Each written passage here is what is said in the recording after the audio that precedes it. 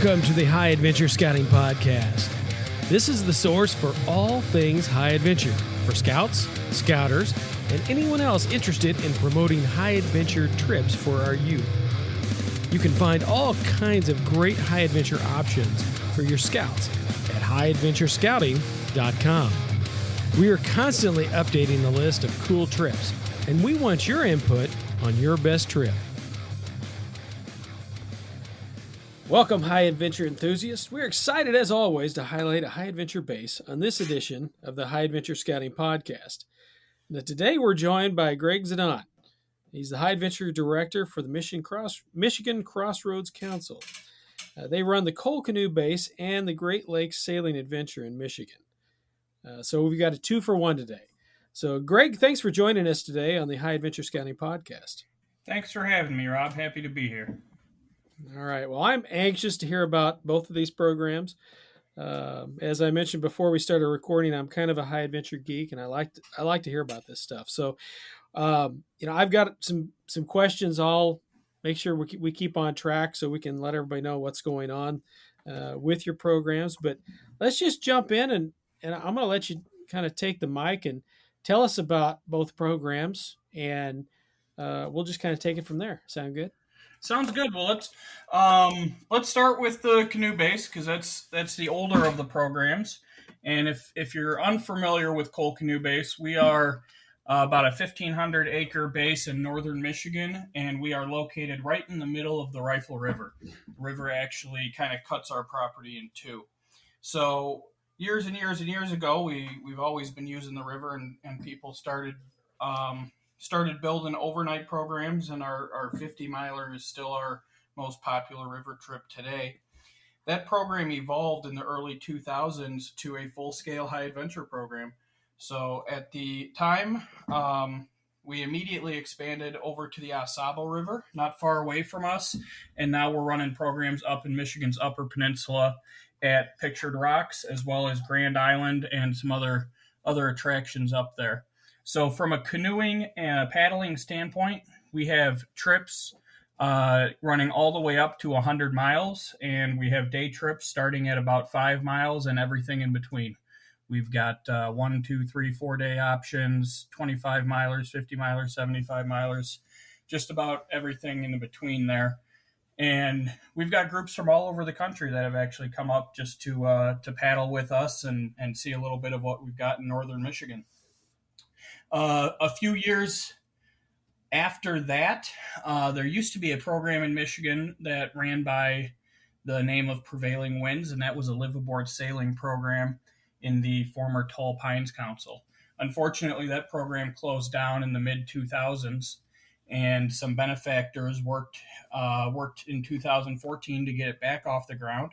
They went out and bought a 52-foot Alden Keach sailboat and donated it through some benefactors to the Michigan Crossroads Council, and that became the modern-day Great Lakes Sailing Adventure. Retriever is a one-of-a-kind vessel. It is outfit for as many as 12 participants in addition to our captain and first mate, and it is a 1-week live-aboard sailing program in the upper Great Lakes, based right in the Straits of Mackinaw area, if you can picture the state of Michigan. All right. Well, that's I don't think I want to go there in the fall, but maybe in the summer. good fall colors. Good fall colors. Yeah. I'm told.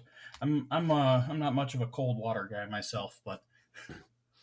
Yeah, well, I've been to the as people listen, I talk about the Boundary Waters trip I've taken, and so I've been up there, and that water's cold, but it's not as bad as in the summer, so that's fun. It sounds to me that the Cole, I'll just start with that one, the Cole Canoe Base and those programs. It sounds like you've got a little bit of flexibility on the mileage, and depending on what the group wants to do. Is that something that is fairly set up or from the beginning, or does the unit work with Cole and the volunteers and the staff there to kind of determine where they want to go, what they want to do, and how long they want to go. What's the setup? We have a little bit of both, I would say. We have a number of built, ready to go float plans, like the 50 miler that I mentioned, and the 100 miler, where it's pretty much cut and dry. Here's what you do, and here's when you do it. Um, but we do have a number of units that request kind of more customized float plans, especially groups that want to go along with summer camp. So we have a lot of troops that they send half the troop to summer camp, and then once everybody's there, the older boys go out on a canoe trip for the week, or they go backpacking or something, and then the younger boys and younger scouts stay in base camp and work on more traditional, summer camp programs. So, especially with those units, sometimes we'll make accommodations and custom itineraries because they might have, they want to be in camp for the Monday night program, or they want to be, there for parents' night or something. So, we kind of do whatever we can to serve the scouts and give them the trip that they want. Now that brings up a question I always ask is about if there's summer camp merit badge type opportunities near there for the rest of the troop. Is that at your facility, or is it at a camp nearby, or what's the situation with a traditional summer camp program that you're talking So about? with Cole Canoe Base, our traditional summer camp is we are a patrol cooking camp. We are one of the more prevalent programs in the area, I would say. And our high adventure program actually lives within the summer camp world. So, like I said, we have a tremendous amount of troops. Probably about half of the units that use our high adventure program are doing it at the same time that the rest of the troop is in summer camp, which is a really good opportunity for a lot of reasons. It first of all makes transportation and logistics a lot easier for the troop because everybody shows up to the same place, and the high adventure people do their program throughout the week, and the regular summer camp people do their program throughout the week, um, which has been really a big draw to our program. And likewise with the sailing adventure, we have the ability to use our resident camp at Cole Canoe Base as a base camp for the sailing adventure. So we have some groups that do that as well. Okay, so you can do both options within, and have kids or scouts in base camp doing traditional programs, and then the older youth going out on one or two or both of these programs, high Yeah. adventure program. Okay, Yep. cool. All right, that's always, as a scout leader myself. That's something I'm curious about because I know other scout leaders will look at that also. So uh, let's see. Now, is there a for canoes? I know in several states like New York and Minnesota and other areas, there's a maximum crew size as they're going through their trek. Is there a max crew size for you guys or for the rivers that you're on for the program for Cole? We don't really have a maximum crew size per se. We would say we want to try to keep it in the 8 to 12 youth Okay. category, but we've had some bigger troops that come through, and we just have to double up on campsites or something like that to make it work. Where we do start getting into some more strict size limits is going to be with some of our backpacking programs, like at Pictured Rocks, for example. The National Park Service kind of dictates what we can and can't do there. But as far as the canoeing and the river trips are concerned, we don't really have a hard capacity. Is there a staff member that goes along on these trips, or is this like a lot of places you're able to kind of do it on your own as a unit? Generally, most of our trips are what we would call unit led. We have Okay. staff available to help and do logistics and things, but we're not necessarily sending a staff member on the trip. With some of our bigger trips, it's an option, and then We do have some provisional trips where we'll send staff along. But the idea of the program is most of our trips are unit led, and we're there more to be the resource and the facilitators, if you will. Awesome. Awesome. Every program's a little different, so I like to ask. And you did mention provisional. That's always a question I'm curious about, whether you have that option or if that's a common thing for a group of a couple scouts or a couple leaders that want to combine with another group. Yeah, Is that we is that easy or is that odd? No, odd to see. so let's there's two different parts there. Let's first talk about the troops where we can combine two troops to make a full crew if they don't have leadership or something. Right. Um, we don't have a specific program or avenue set up to do that. However, we do it all the time. But generally, what we'll do in that case is if we know of, I've got a little scratch pad on my desk of troops that are looking for another troop to make it work. And I more or less get those troops in contact with each other and they set it up amongst themselves. We've just found it's easier that way. Um, we do have a number of provisional programs that we're working with right now as well, and we're trying to expand our provisional opportunities. Our big provisional trip right now is the Great Lakes Kayak Adventure, which if you look through the archives of Boys Life magazine, we were actually on the cover with that trip a few years ago. That is a Awesome. kayaking tour of northern Michigan and the Great Lakes. So we do Pictured Rocks and Grand Island. If you're familiar with the lower Tequamanon Falls, we'll paddle up into and around that area, as well as the Straits of Mackinac and some other cool sites in the UP area. Um, in addition to that, we have a provisional ATV trail riding program that we are we're running it right now. It's kind of in the newer phase, so it's always evolving a little bit. And then we do a provisional 50 miler, and we're working to expand a lot of our provisionals as we go forward because we're seeing a lot more of a demand for that kind of programming. Awesome. See, I initially was talking about canoes, and we've gotten into backpacking, kayaking, ATV.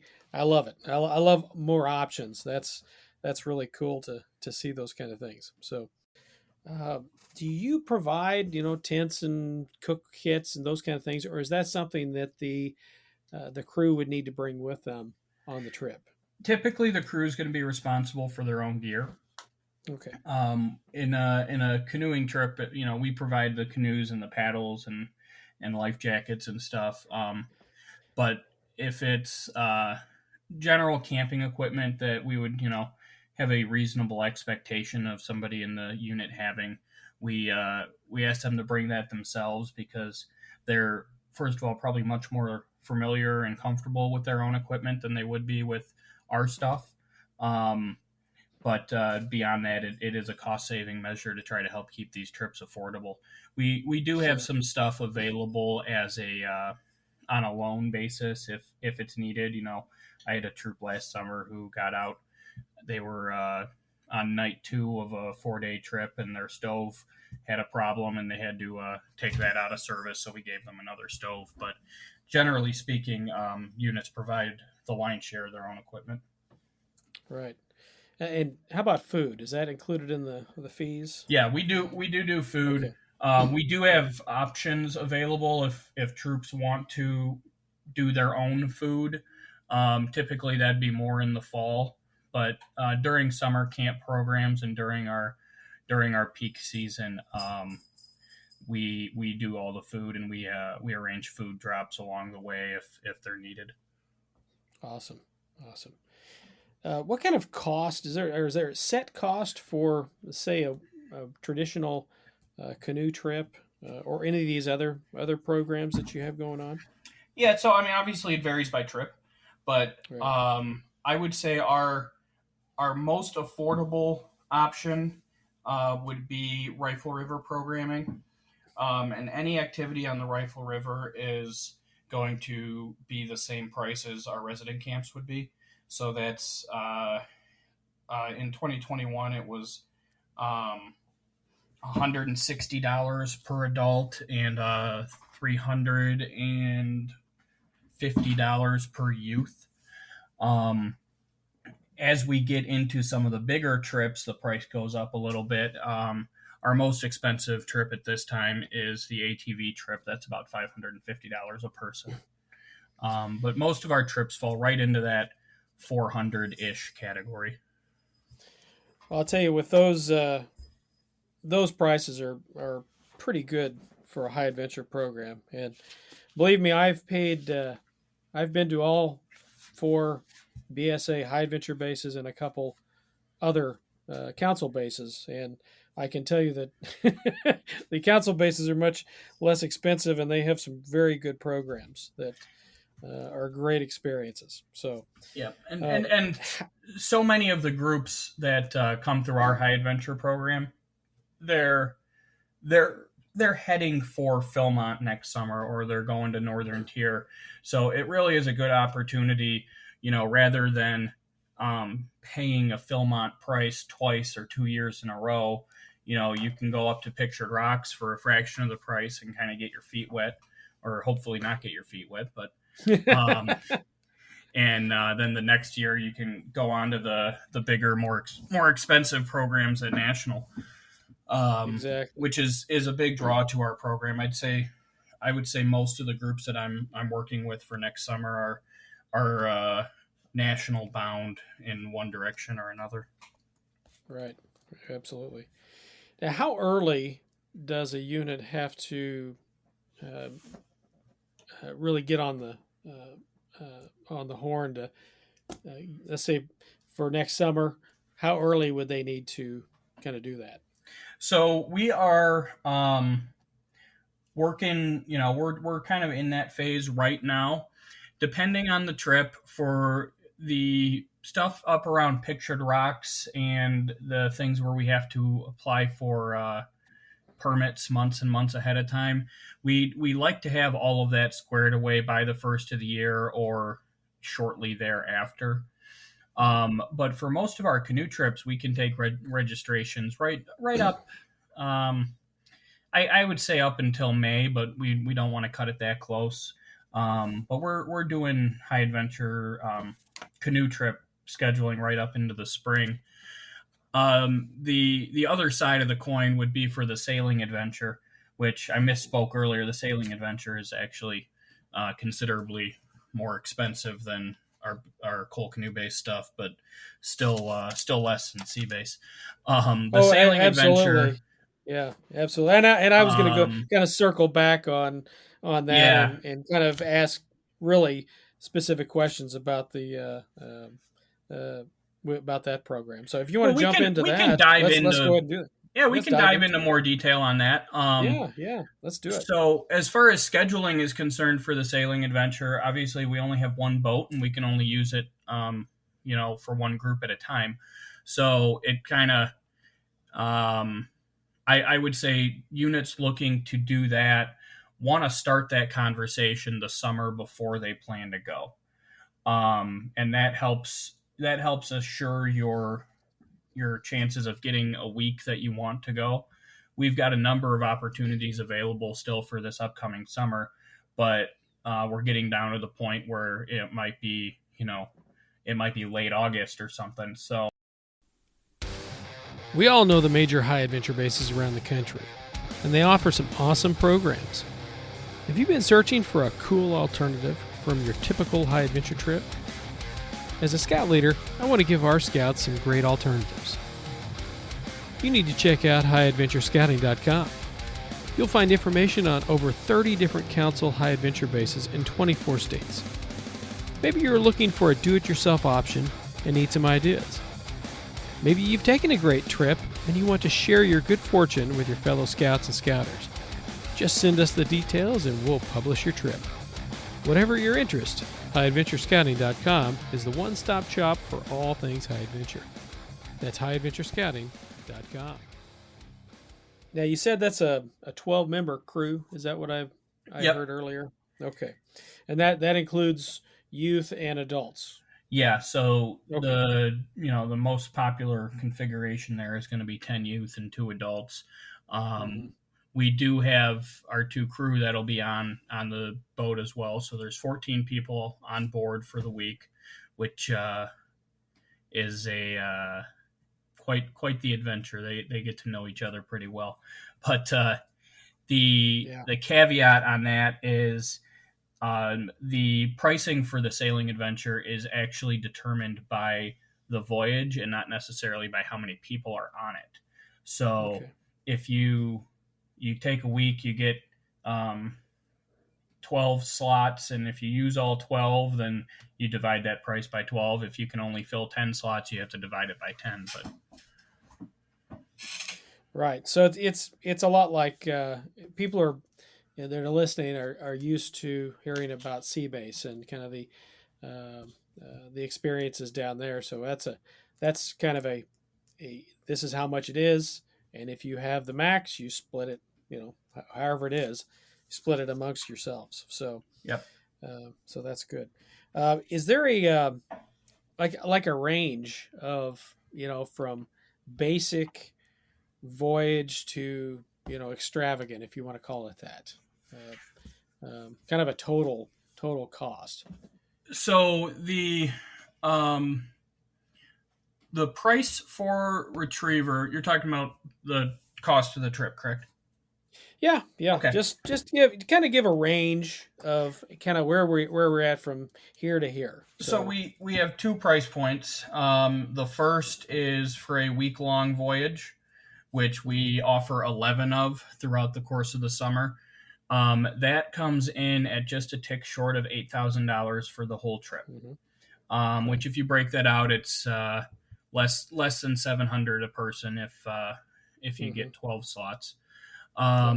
The second option that we run is on Labor Day weekend, and that is a long weekend trip, and that's about $4,000. It's Hmm. half the trip, so it's half the cost. Exactly. Exactly. Well, Um, that's very, those kind of prices, and even if it's a little bit more, that's still more less expensive than what I've paid at Seabase, which I had a great experience. I wouldn't trade it for anything. It was obviously a different experience than what you're going to have in the Great Lakes. It's I'm sure it's yeah, not quite as warm, and there's some the different fish, and the Great but Lakes cold. are pretty cold. They're pretty intense. Yeah. Um, but we do in the Straits area. There's a lot of really cool stuff to see. There's some historic sites. So the our captains are pretty well acquainted with the area, which is good because occasionally you'll get some pretty gnarly waters and pretty crazy storms and things that'll go through there. Um, Fortunately, not so much in the summertime, but our captains are very good, and they tend to build the trips around what the water is doing and how the weather is projected to be that week. So every trip aboard Retriever ends up being a little bit different. One week they might go to St. Helena Island and Drummond Island. The next week they might just go to somewhere in the Lake Chanel Islands, or we had one group a few years ago made it all the way down to Beaver Island, but without having a map in front of you, these are probably just places in the water. Exactly. So Exactly. And I'm not as familiar with Michigan as maybe other listeners are. I just haven't, outside of work, I haven't done a whole lot of driving through Michigan, especially the upper part of Michigan, the pretty part. At least that's my impression. So um, now it sounds like these kind of uh, groups are pretty well set ahead of time. It doesn't sound like there's a lot of opportunity for provisional type groups unless they need one or two spots. Is that accurate, or yeah, am I not that reading that correctly? that is accurate. And we keep talking amongst ourselves about doing like a provisional week on Retriever, and we're gonna get there one day. We're just not there yet. But Right. we Yeah. do occasionally have troops that are looking for a couple more scouts to fill out their roster or something, and like we do at the Canoe Base, we do our best to put those people in contact with each other. But um, at this point, our provisional program is still probably 2 years out if we're being honest. Sure, sure. Well, you only have 11 voyages each year, basically during the summer, so that's not a lot. So I mean, you don't really have to do a lot of that at this point. So, but it's neat that that's in the future. So now I assume on this adventure that the you'll sleep on the boat, or is that Yep. accurate? Okay, all right. Yep. You sleep on the boat, you cook on the boat, you pretty much live on the boat. Um, when you're in port, certainly you have opportunities to not be on the boat. Mackinac Island is a very popular attraction in that region, so all of our crews generally will visit Mackinac Island, and the scouts will go out and explore the different touristy things to do around there. The boat is in port every night. It's either tied to a dock or it's on a mooring ball every night, which allow that sleeping is reasonably able to do so on that.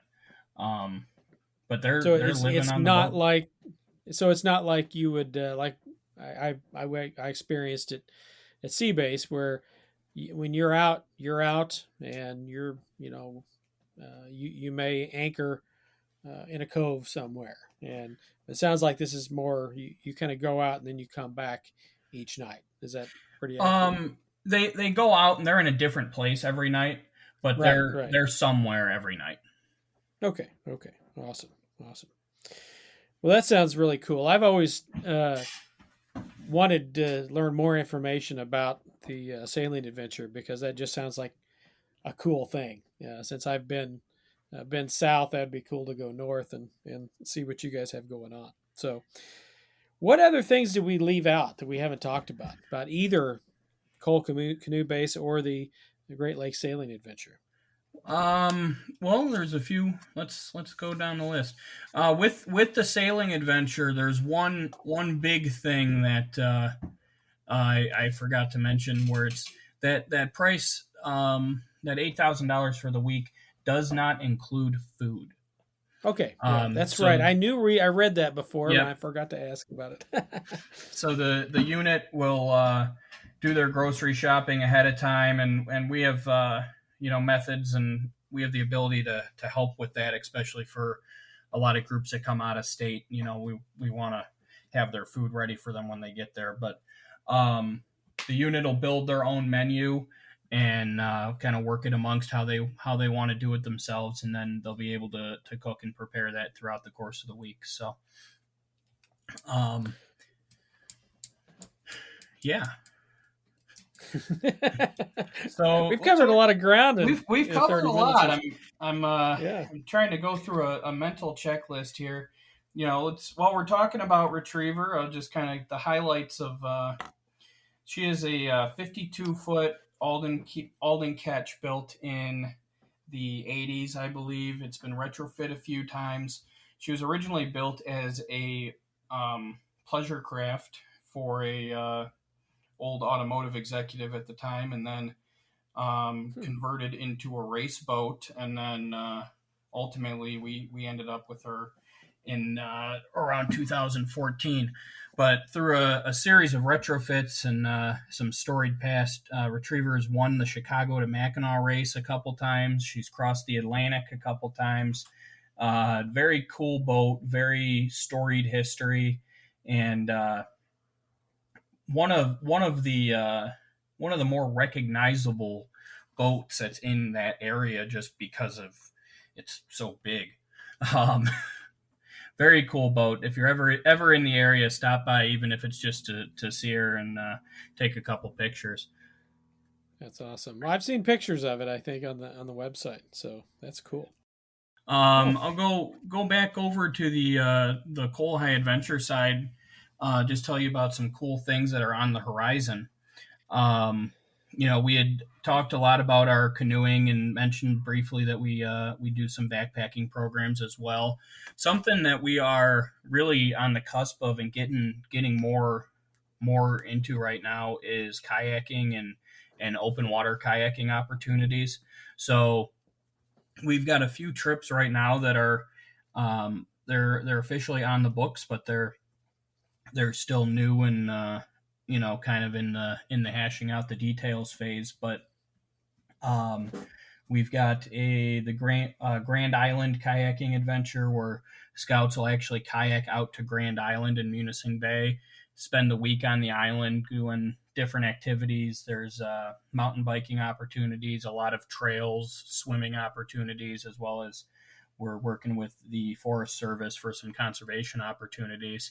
We're also expanding our kayaking around Pictured Rocks, as well as trying to get more multifaceted trips in. So we've got a trip that we're planning for this summer where scouts will actually spend a couple days paddling at Pictured Rocks, and then they'll spend a few days hiking across Pictured Rocks before coming back down to the Lower Peninsula.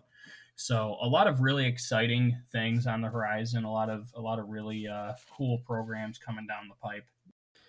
Well, that's awesome. Well, this is the exact type of information that I like to get for these podcast episodes, and let other people know outside of the area that may not know about your programs what you have going on.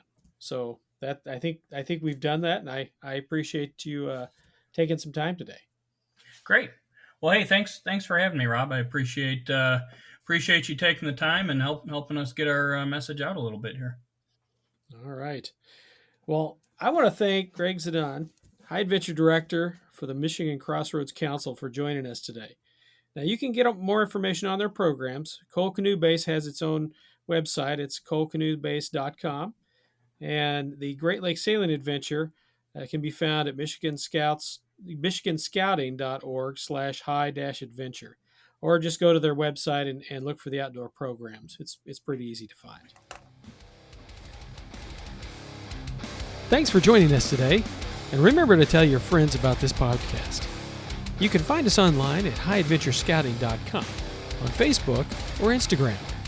If you have any questions or ideas for future podcasts, just email us at info@highadventurescouting.com. This podcast and website are independent and not affiliated with any youth organization. Happy high adventure! This has been a production of High Adventure Resources.